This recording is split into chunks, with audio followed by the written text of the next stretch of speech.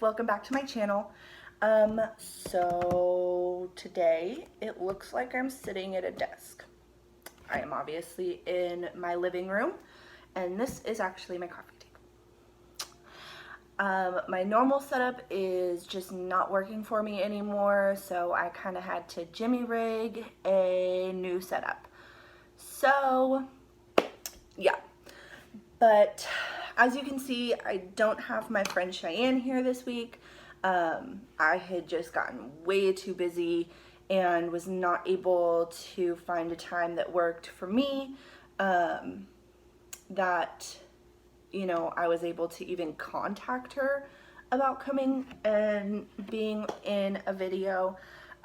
So this week I am going to talk about the day or two after my daughter was taken. I am going to try and have Cheyenne here next week. Besides Christmas happening, I don't really have anything else going on. I just need to see if she does, and I'm hoping she doesn't, because I would love, love, love to have her on my channel. It has been a very long time since I have actually physically seen her and talked to her, so I think it'll be great to, you know, sit down and have the kids here and just chat and catch up, and also do the video for you guys. So anyway, I am going to try and make this video short, and I'm going to be working on not talking so much, so I'm going to get into it. So in the couple of days after my daughter was removed by CPS, it was just very difficult. So before she had gotten, or before I had gotten arrested, she was taken by CPS at the college that we have here. As I said last week, I was a student there, or I am a student there still, but at the time I was a student there as well. So they had showed up there, put her in the car there, and done all of that stuff. So while I was at the police station getting, you know, interrogated basically about the way that I raised my daughter, before I had gotten arrested and taken to the jail, because they're two separate things here, they're two separate buildings, I was told, you know, oh, you can contact me and see how she's doing, check up on her, and all this other crap. I had finally gotten bailed out that day, or that night, and I had gotten home at about like 2 or 3 in the morning.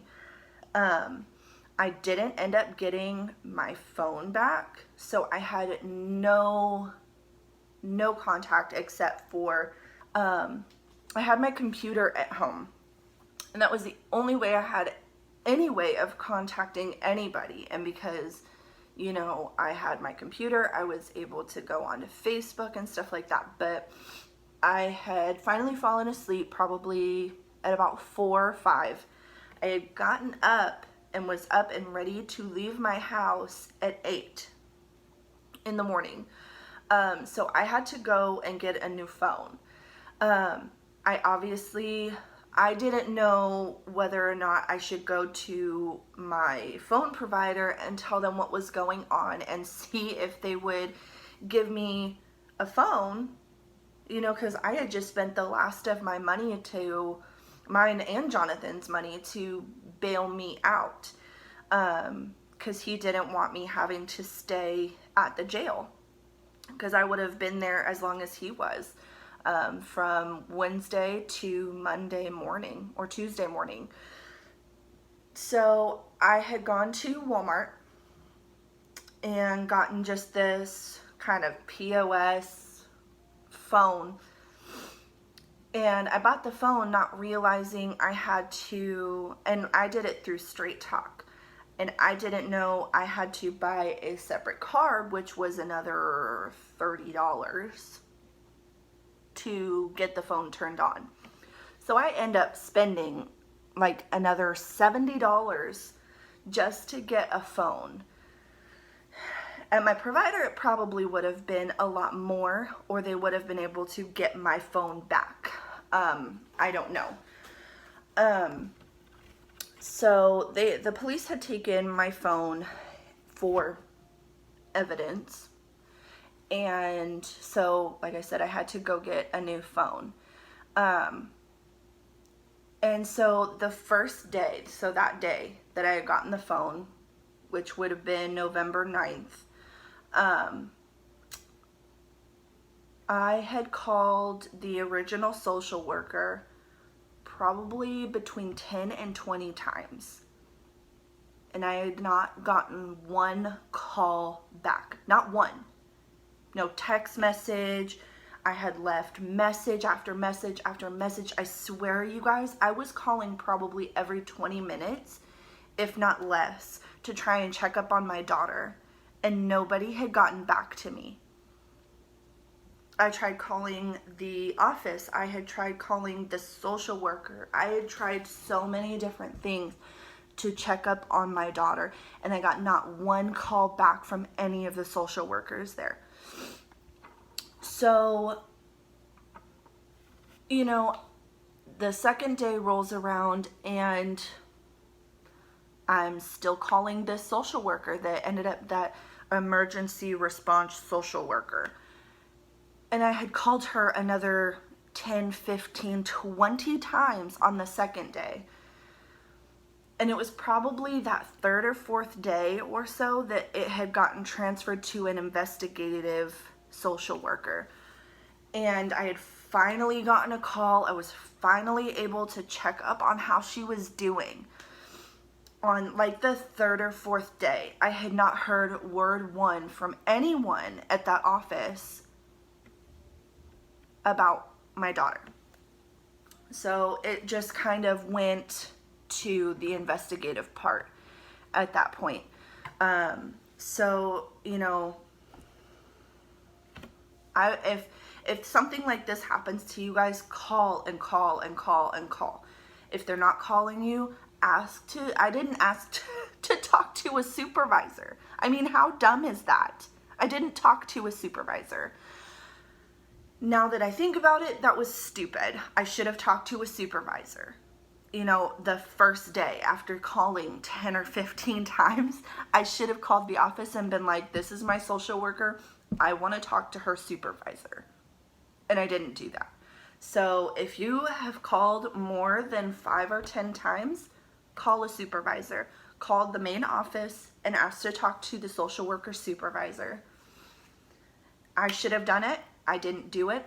I honestly don't know if that would have done anything, but I honestly think that it would have, because then the social worker would have gotten in trouble for not returning phone calls, not doing what she was supposed to be doing after she said, oh, you can call me and check up on your daughter, all sweet and sticky and nice and gross, trying to be nice and just not it. No.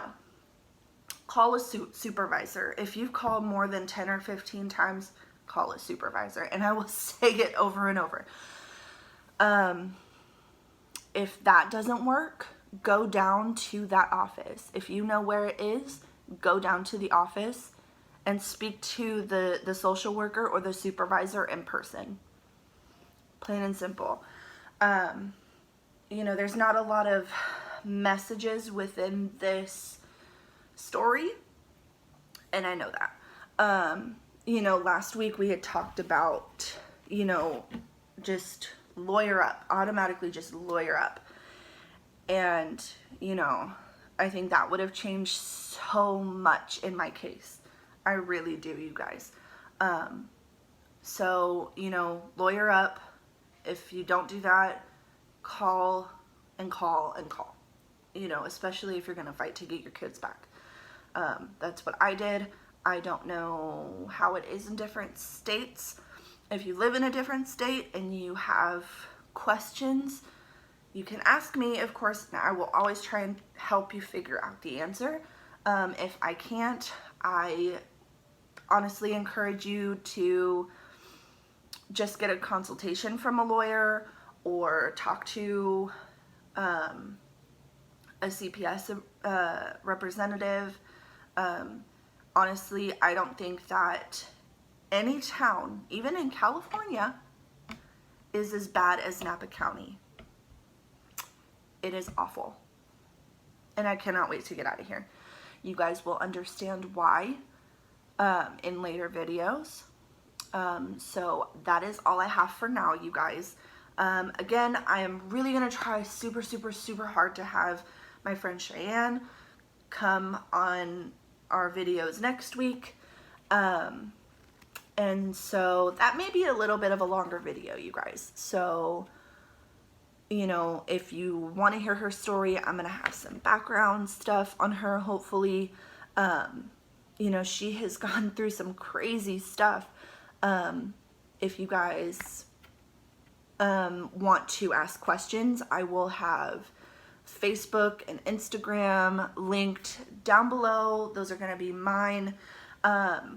If you guys just want support, I will link the Facebook page that she currently has. It's called Mommies Support Group. And I will link that down below because it has been such a great support system for myself. But it's a great support system, you guys. Just a lot of different moms from totally different backgrounds asking questions about, you know, what to do with their kids and how to work things. So I'll link all that stuff down below. If you liked this video, give it a thumbs up. If you want to see more, you know, hit that subscribe button in the corner. And I will see you guys again this week.